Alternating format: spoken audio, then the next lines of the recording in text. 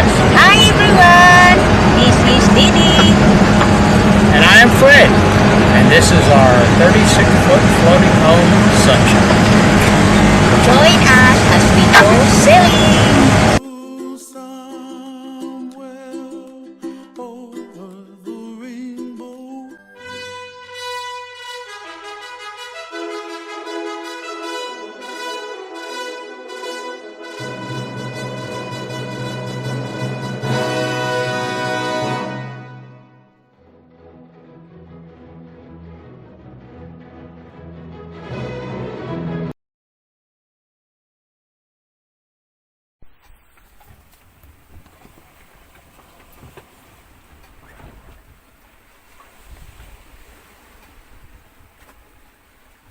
Hello, everybody. Well, it's officially the start of our 7th day at sea. 7 days from leaving Phuket. The weather has been 98% gorgeous. We had one little white squall back in right after the start, but since then the weather is pretty much as forecast by Windy or also by the pilot charts for the northern Indian Ocean. It's blowing 10 to 20, more down around 10 and 12, occasionally 15, then up into 20 range. Right now the seas are running between 1, maybe 1.5 to 2 meters. Pretty wonderful sailing. We were sailing dead downwind with the various combinations, but the one that seemed to work quite well and was very manageable was having the Genoa out to port and sheeted off the end of the main boom, and the staysail out to starboard and using the spinnaker pole to hold the clew out. Very stable on course, sailing due west for quite a while. However, after we went through the Nicobar Islands to get around the south end of Sri Lanka, I really needed to alter course. But since it was still 700 or something miles away, I didn't worry about it. I took advantage of the conditions to keep going west. And I think our best day's run was about 127 miles or something like that. We probably made up for the first couple days where we only did 75 miles, and we're holding a little bit over 100 mile a day average, which is what I normally figure for a passage. Anything more than 100 miles a day is a bonus. And then, while some of you may find this extraordinarily disturbing, be forewarned that catastrophes at sea are no joke, and we experienced one that could have been way worse than it was. Fortunately, this boat has a mast stepped on the keel, and I do believe the mast section on this boat, for whatever reason, is somewhat larger than is absolutely necessary for the size of the boat. That's probably a good thing considering what happened. I was sitting down below reading or something on the tablet, and all of a sudden I started hearing a lot of banging, clanging going on. Went up and looked, and my aft plank on the port side was hanging on the aft lower, and the port forward lower had broken. So I went up there and looked at it. Eventually discovered what happened was the outer wires on the shroud, it's 1/4 inch 1x19, all of the outer wires broke at the very top of the stay lock fitting, and the core pulled out of the cone. So the end of the shroud was just hanging there. then I looked at the aft blower, and down below was fine, but I looked up the mast, and the upper part of the port aft blower had broken a number of strands. When I actually got up there to look at it, all but 4 or 5 strands had broken at the end of the swedge fitting, and those 4 or 5 strands were evidently pinched into the swedge fitting, and they're still holding on now, not being used to hold the mast anymore. So I went, oh shit, what am I going to do now? 2 shrouds on the same side broken. Now, before you decide to excoriate me heavily, realize that I did a visual inspection of the rig in Malaysia before we left. Everything looked fine. I didn't check again in Phuket because it's pretty bouncy out there in the harbor, and trying to go up the mast under those conditions would have been less than ideal, shall we say. But considering I only checked it 2 weeks before and everything looked fine, I figured we were okay to head out.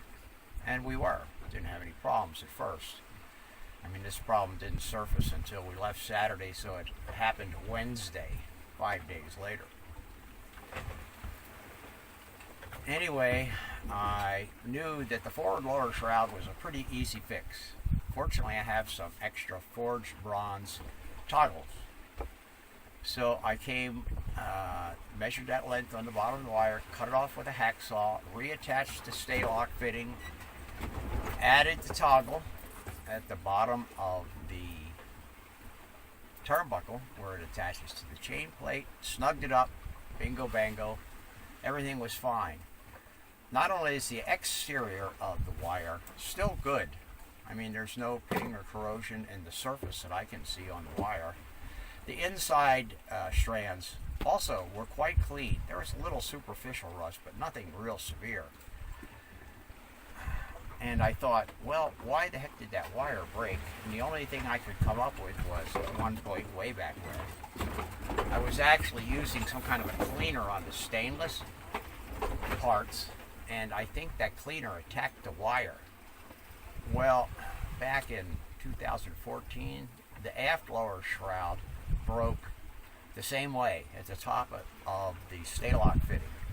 And I was able to do the same kind of repair. Cut the bad part off, put the stay lock back on, and added a toggle underneath to make up the length. And that was working fine for all these years. Now, what's that, 9 years ago, right?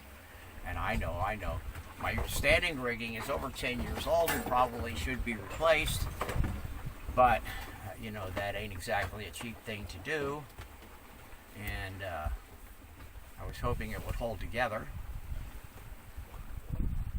at least maybe until South Africa. We'll see. All I really need is wire, because the fittings are all reusable, and all the fittings are still clean, rust-free, and shiny. They do recommend, Staylock recommends you replace the cone. Well, I have a couple, but I don't have enough to do the whole rig. And the head stay and the back stay and the upper shrouds are 5/16 wire, 8mm. The lowers are 1/4 or 6mm. Mine is all inch measurements, which in the case of 1/4 inch is slightly larger than 6mm. The big thing was, I'm looking up at the aft lower at the frayed out strands and going, how am I going to fix this? Because you realize there's this 1 to 2 meter sea running, and every once in a while this swell comes in from the southeast. I don't know what's causing it. It's like a cross swell. Makes the boat roll like crazy. So get down to staysail and get the Genoa backed on the port side to help stabilize the roll. Dig out the bosun seat. And fortunately, I carry all kinds of spare bits and pieces. I had a spare piece of 1/4 inch 7x19 flexible stainless steel wire as a replacement for the main steering cable, which I put in new before I left Florida back in 2010. Well, I rarely use the main rudder to steer at sea. It's the auxiliary rudder, so it doesn't get much of a workout. And the last time I inspected all that stuff, it looked like it was in good shape, no fraying or breaking in the wire or anything like that. But fortunately, I had this 40-foot long piece of wire. So I thought, well, what can I do? What kind of a temporary jury rig can I rig up? The only thing I could come up with was to go up the mast, take the end of the wire, and put it over top of the eye terminals on the tangs on the mast, and bring both ends down and bulldog clamp it to the existing shroud down low where I could reach it. Because I got to tell you folks, after I got up on the mast, it was all I could do to hold on. With the boat rolling and pitching and snapping around on these erratic waves, man, I came back down. I got bruises all over my leg, inside of my arms, just from trying to hold on. So forget the idea of trying to take pins out of rigging and make a new wire and stick it up there. At sea, underway, in the kind of conditions that we were in. But I did manage to get the wire back down. 40 feet was long enough that I brought one end down just above the turnbuckle and bulldog clamped it to the existing wire, and the other one was just about as high as I could still reach it comfortably, and bulldog clamped the other end higher up on the wire, wrapped the bulldog clamps up in some duct tape so they won't chafe the sail, although I'm not using the mainsail at all right now. So minor, or what could have been a major crisis averted. Primarily, I believe, because the mast is stepped on the keel, and the partner's in really good shape still. Got a heavy-duty, thick rubber grommet that keeps the water out, keeps the mast from pumping around in the hole through the cabin top. I think that's the only thing that saved the rig. If it was a deck step mast, it might well have lost the rig from losing both lower shrouds on one side. Now, adding to all of that excitement, we were towing a fishing line. Kind of completely forgot about that and doing all this other stuff. And of course, it got wrapped up on something under the boat. So, being the hero type, I thought, well, just leave the sail back, kind of hove to, and I'll hop over the side and see if I can see what it is. Well, shit. I got to tell you, that was probably not a wise move. I should have taken the sail down, because the boat was still moving too fast. I could barely hold on. I threw a line over to hold on to it. I could barely hold on to it. But I did see that the fishing line had gone up around the front edge of the keel and back down the other side. So after a couple minutes struggle trying to get back up the boarding ladder, and let me tell you, it was hard, because the boat was still moving about a knot and a half. It was all I could do to scrabble back up the ladder, take a freshwater rinse off, and then told Dee Dee, we'll take the fishing line and go up around the front of the boat, and hopefully that will disengage the fishing line. Well, she did that and went back aft, and evidently it had hooked on something else in addition to just wrapping around the front of the keel. And tried to pull it in and couldn't get it, and eventually the line snapped.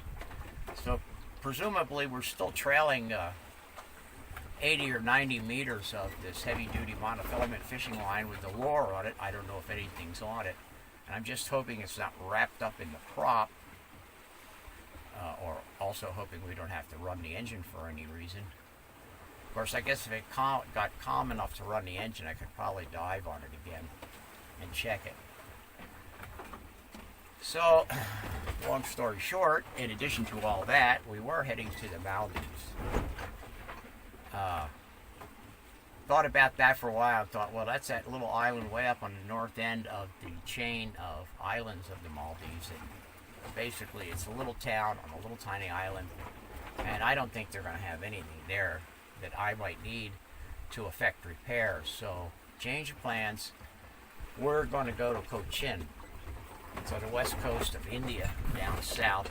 And it's actually about 50 miles closer than going to the Maldives. It's a big commercial port, and hopefully I can find something to repair the standing rig. It shouldn't be hard. I mean, even in a pinch, you can use telephone pole wire. You know, the wire they use for utility poles. It's all about 6 or 8 millimeter diameter 1x7 galvanized steel, which actually is stronger than stainless and is not subject to work hardening. It does, of course, rust, but it can be treated and painted to help prevent rust. So in a real pinch, I could use that either with or without the stay locks, because I got a bunch of bulldog clamps. I made sure to have plenty of spares because for all the lowers, the stay sail stay and the steering cable are all 1/4 inch wire. I've got some brand new stainless steel ones and a bunch of the good old galvanized ones. Anyway, that's kind of what's going on. In our world here on the boat, like I said,